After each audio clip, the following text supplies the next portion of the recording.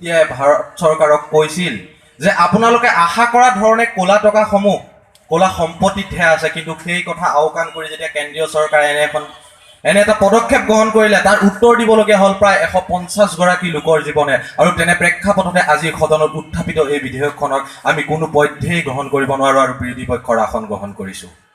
পোনপ্ৰথমেই চৰকাৰী পক্ষৰ বক্তাসকললৈ মোৰ এটা পোনপটীয়া প্ৰশ্ন। তেওঁলোকে বিমুদ্ৰাকৰণৰ কথা উল্লেখ কৰিলে, কোনটো বিমুদ্ৰাকৰণৰ কথা উল্লেখ কৰিলে? স্মৰ্তব্য যে ভাৰতবৰ্ষত ইতিমধ্যে 3বাৰকৈ বিমুদ্ৰাকৰণ হৈ গৈছে। 1946 চনত ভাৰতবৰ্ষত বিমুদ্ৰাকৰণ হৈছিল, 1978 চনত ভাৰতবৰ্ষত বিমুদ্ৰাকৰণ হৈছিল, আৰু অতি সাম্প্ৰতিকভাৱে 2016 চনত ভাৰতবৰ্ষত বিমুদ্ৰাকৰণ কৰা হ'ল। কিন্তু প্ৰত্যেকজন চৰকাৰী বক্তাই কেৱল 2016 চনৰ বিমুদ্ৰাকৰণৰ কথাহে ইয়াত উল্লেখ কৰি থৈ গ'ল। আৰু তেওঁলোকে যদি 2016 চনৰ বিমুদ্ৰাকৰণৰ কথাই ইয়াত উল্লেখ কৰিব বিচাৰিছিল, সেই কথা কিন্তু আজি এই বিধেয়কখনত স্পষ্টভাৱে উল্লেখ কৰিব লাগিছিল, যিটো উল্লেখ কৰা নহ'ল। আৰু তেওঁলোকৰ মতে যদি 2016 চনৰ বিমুদ্ৰাকৰণে দেশৰ অৰ্থনীতিৰ ভেটি মজবুত কৰিছে, তেনেহ'লে ময়ো কওঁ ই হৈছে দেশৰ অৰ্থনীতিত আটাইতকৈ মুখ্যম আঘাত। মাননীয় অধ্যক্ষ মহোদয়, এতিয়া মই আহোঁ ভাৰতৰ অৰ্থনীতিৰ সেই ভেটিটোলৈ। ভাৰতৰ অৰ্থনীতিৰ যি ফুফুলা স্বৰূপ, সেই স্বৰূপটো কিন্তু চৰকাৰী বক্তাসকলে সুন্দৰভাৱে বৰ্ণনা কৰিব নোৱাৰিলে। এজন নাগৰিক হিচাপে মোৰেই লাজ লাগে বৰ্তমান সময়ত ভাৰতৰ প্ৰেক্ষাপটত ভাৰতৰ অৰ্থনীতিৰ বিষয়ে আলোচনা কৰিবলৈ। মাননীয় অধ্যক্ষ মহোদয়, যিটো প্ৰেক্ষাপটত নিবনুৱাসমূহে ৰাস্তাত চিঞৰি আছে, কৰিবলৈ কাম নাই, যিটো প্ৰেক্ষাপটত দোকানে কৈ আছে দোকানত বস্তুৰ চাহিদা নাই, যিটো প্ৰেক্ষাপটত মাননীয় অধ্যক্ষ মহোদয় আজিৰ উদ্যোগপতিসকল নিমাত, তেনে প্ৰেক্ষাপটত মাননীয় অধ্যক্ষ মহোদয় চৰকাৰী পক্ষৰ বক্তাসকলে কিন্তু ভাৰতৰ অৰ্থনীতিৰ স্বৰূপটো বুজি নাপালে। বিগত 6 বছৰত ভাৰতৰ জিডিপিৰ পৰিমাণ ইমান শতাংশ কমি অহা নাছিল। বৰ্তমানে ভাৰতৰ জিডিপিৰ পৰিমাণ কেৱল মাত্ৰ 5.1%। আপোনাৰ শুনিলে লাজ লাগিব মাননীয় অধ্যক্ষ মহোদয়, বৰ্তমান প্ৰেক্ষাপটত কৃষি খণ্ডৰ বিকাশৰ হাৰ কেৱল মাত্ৰ 2%, নিৰ্মাণ খণ্ডৰ বিকাশৰ হাৰ কেৱল মাত্ৰ 0.2%, অৰ্থাৎ প্ৰায় নোহোৱাৰ দৰে। আৰু এনে প্ৰেক্ষাপটতো মাননীয় চৰকাৰী পক্ষৰ বক্তাসকলে ভাৰতৰ অৰ্থনীতিৰ ভেটি মজবুত বুলি ক'বলৈ অহা এই যুক্তিটো আমি মানি ল'ব নোৱাৰোঁ। চৰকাৰী পক্ষৰ বক্তাসকলে আমাক কৈছে আমি বোলে কেছলেছ ইকনমিৰ ফালে আগবাঢ়ি গৈছোঁ, হয়তো আগবাঢ়িবও পাৰোঁ। কিন্তু আমাক তথ্যই কি কৈছে? আমাক তথ্যই প্ৰমাণ কৰি থৈ গ'ল যে মাননীয় অধ্যক্ষ মহোদয়, বৰ্তমান সময়ত ভাৰতবৰ্ষৰ চলন্ত মুদ্ৰাৰ পৰিমাণ বৃদ্ধি হৈছে, আৰু এই মুদ্ৰাৰ পৰিমাণ প্ৰায় 17% বৃদ্ধি হোৱাৰ পৰিলক্ষিত হৈছে। আৰু তেনে প্ৰেক্ষাপটতো যদি সন্মানীয় চৰকাৰী পক্ষৰ কোনোবা এজন বক্তাই মোক অৰ্থনীতিৰ জ্ঞান দিবলৈ আহে, তেনেহ'লে মই সেই জ্ঞান ল'বলৈ মান্তি হ'ম। মাননীয় অধ্যক্ষ মহোদয়, বৰ্তমান সময়ত আজি বিধেয়কখন উত্থাপন কৰা সেই কৰিছে শব্দটোৰে আচলতে আজি এই বিধেয়কখন নস্যাৎ কৰা যায়।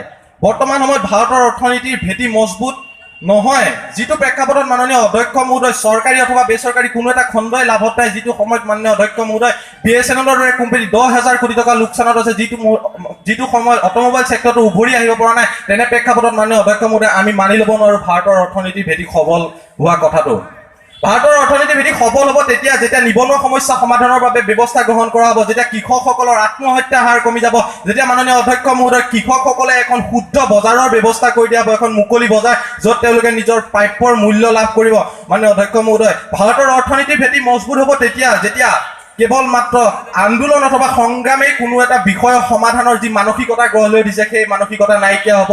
চৰকাৰী পক্ষই জনসাধাৰণক বুজিবলৈ আগবাঢ়ি আহিব। ভাৰতৰ অৰ্থনীতি ভেটি মজবুত হ'ব তেতিয়া যেতিয়া জাগিৰোডৰ সেই কাগজ কলটো পুনৰ উজ্জীৱিত কৰি তোলা হ'ব, যেতিয়া সেই লোকসকলক পুনৰ সংস্থাপনৰ ব্যৱস্থা কৰি দিয়া হ'ব, তেতিয়া ভাৰতৰ অৰ্থনীতি ভেটি মজবুত হ'ব বুলি মাননীয় চৰকাৰী পক্ষৰ বক্তাসকলক মই দাবী উত্থাপন কৰিব বিচাৰিম। সদৌ শেষত মাননীয় অধ্যক্ষ মহোদয়, মই চৰকাৰী পক্ষৰ বক্তাসকলক আহ্বান জনাম তেওঁলোকে এনেখন বিধেয়ক উত্থাপন কৰক, যিখন বিধেয়কে ভাৰতৰ অৰ্থনীতিৰ কথা কয়, যিখন বিধেয়কে বৰ্তমানৰ প্ৰেক্ষাপটত হোৱা সমস্যাসমূহৰ সমাধানৰ কথা কয়। সদৌ শেষত মাননীয় অধ্যক্ষ মহোদয় আজিৰ সদনত উত্থাপিত বিধেয়কটো মই পুনৰবাৰ বিৰোধিতা কৰোঁ। ধন্যবাদ মাননীয় অধ্যক্ষ মহোদয়, ধন্যবাদ সদন। গম পোৱা নাছিল যে বেংক একাউণ্ট কি বস্তু। সেই মুহূৰ্তত মানুহে গম পাইছিল বেংক বুলি ক'লে চুইচ বেংকৰ কথা।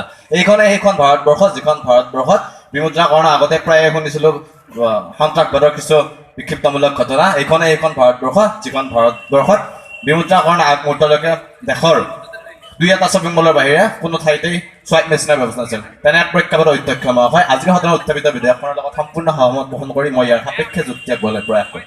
অধ্যক্ষ মহাশয়, আজি কেইদিনমান আগতে টিভি চেনেলত এটা এড পাইছিলোঁ যে ম্যানমাৰৰ আলফা কেম্পৰ পৰা ওলাই আহি এজন আলফা কাৰ্ডাৰে ইয়াত কৈছিল যে ম্যানমাৰ আলফাত কেম্পত কৰিবলৈ একো নাছিল, তাতে কেৱল তেওঁলোকে খাতিৰ কৰিছিল। অধ্যক্ষ মহাশয়, এয়া জানো বিমুদ্ৰাকৰণৰ ফল নহয়? তেওঁলোকে হয়তো অধ্যক্ষ মহাশয় পাহৰি গৈছে যে দেশৰ অৰ্থনীতিৰ কথাটো ইয়াত মানে স্পষ্টভাৱে উল্লেখ আছে যে বিমুদ্ৰাকৰণে দেশৰ অৰ্থনৈতিক ভেটি মজবুত কৰিছে। ইয়াত বিমুদ্ৰাকৰণে একমাত্ৰ উপায় বুলি কোৱা নাই অধ্যক্ষ মহাশয়। গতিকে তেওঁলোকক মই সন্মানীয় বিৰোধী পক্ষৰ সদস্যসকলক অনুৰোধ জনাম তেওঁলোকে যাতে বিধেয়কখন স্পষ্টভাৱে পঢ়িলে। অধ্যক্ষ মহাশয়, ইয়াৰ পাছতে আমি ক'ব লাগিব যে দেশত যিটো মুদ্ৰাস্ফীতিৰ হাৰ সেয়া 2011 চনত আছিল 11.92% আৰু 2018 চনত সেয়া গৈ 6.90%। অধ্যক্ষ মহাশয়, তেনে এক প্ৰেক্ষাপটত বিমুদ্ৰাকৰণে যে ভাৰতীয় অৰ্থনীতিৰ ভেটি মজবুত কৰা নাই তাক আমি কেতিয়াও নস্যাৎ কৰিব নোৱাৰোঁ। অধ্যক্ষ মহাশয়, ইয়াৰ লগতে ক'ব লাগিব যে ভাৰতবৰ্ষত যি দৰিদ্ৰ আৰু ধনী দুখীয়াৰ মাজৰ যি দৰিদ্ৰতাৰ ফাঁক সেয়া অধ্যক্ষ মহাশয় বিমুদ্ৰাকৰণৰ পিছতে বহুখিনি হ্ৰাস পাইছিল। অধ্যক্ষ মহাশয়, আজি বিমুদ্ৰাকৰণৰ আগতে গাঁৱৰ চকীদাৰগৰাকীয়ে গাঁৱৰ শিক্ষকগৰাকীতকৈ দামী মাছটো খাইছিল। গাঁৱৰ চকীদাৰৰ ঘৰখনে গাঁৱৰ শিক্ষকৰ ঘৰখনতকৈ বেছি বিলাসিতা যাপন কৰিছিল। অধ্যক্ষ মহাশয়, ইয়াৰ ফল আছিল বিমুদ্ৰাকৰণ নোহোৱাৰ কাৰণে দেশত কলা ধনৰ পৰিমাণ ইমানেই বাঢ়ি গৈছিল যে কেৱল দুৰ্নীতি কৰি মানুহে দেশৰ নিজৰ অৰ্থনৈতিক ভেটি অৱলম্বন কৰিছিল। যুগে যুগে আহ তই, যুগে যুগে হাহ তই, বুহাৰী বিদাৰী পালি পুৰণি সংস্কাৰ, হে নতুন নমস্কাৰ। তোমালোকক মোৰ একো ক'ব লগা নাই, অকল আবৃত্তিৰ ক্ষেত্ৰত বুলি নহয়, বিভিন্ন ক্ষেত্ৰত দেখিছোঁ আমি নতুন জেনেৰেশ্যন আমাতকৈ বহু ওপৰত। আমি নিৰাশ হ'ব দৰকাৰ নাই, তোমালোক একোটা সম্পদ। এতিয়া মই ইয়ালৈকে আহোঁ। তোমালোক আটাইকেইজনে ভাল কৰিছা, তেওঁ অকণমান দোষ ত্ৰুটিৰ কথা কৈছে, স্বাভাৱিক, সেইখিনি তেওঁ অকণমান জড়িত, তেওঁ সেইবিলাক জানে, সেইবিলাক ভাল কৰিবলৈ আৰু ভাল হ'ব। কিন্তু আমি তোমালোকক যিটো মাৰ্কিং কৰিছোঁ তাত কৰোঁতে আমাৰ এনেকুৱা হৈছিল কাক ওপৰত থওঁ কাক তলত থওঁ। চবেই ভাল কৰিছা, কিন্তু তাৰ ওপৰত তাত যিহেতু কম্পিটিশ্যনততো কিবা কোনোবা ফাৰ্ষ্ট ছেকেণ্ড থাৰ্ড হ'বই। তোমালোকে এজন ভাল ব্যক্তি হোৱা, ভাল সাংসদ হোৱা, সদনৰ মজিয়াত তোমালোকে সিংহৰ দৰে গৰজি উঠা, অসমৰ কথা কৈ ভাৰতৰ কথা কৈ তোমালোক আটাইলৈ শুভেচ্ছা থাকিল। এতিয়া আমি তলৰ পৰা আহিছোঁ, আমি দুটা কনচলেশ্যন প্ৰাইজ ৰাখিছোঁ।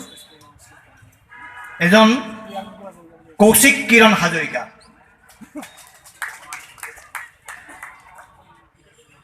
আৰু এজন আমিনুল জামান। তৃতীয় যুটীয়াভাৱে সুদৰ্শন শৰ্মা, অৰ্ণৱজ্যোতি তালুকদাৰ। দ্বিতীয় ভাৱনা বৰ্মন। প্ৰথম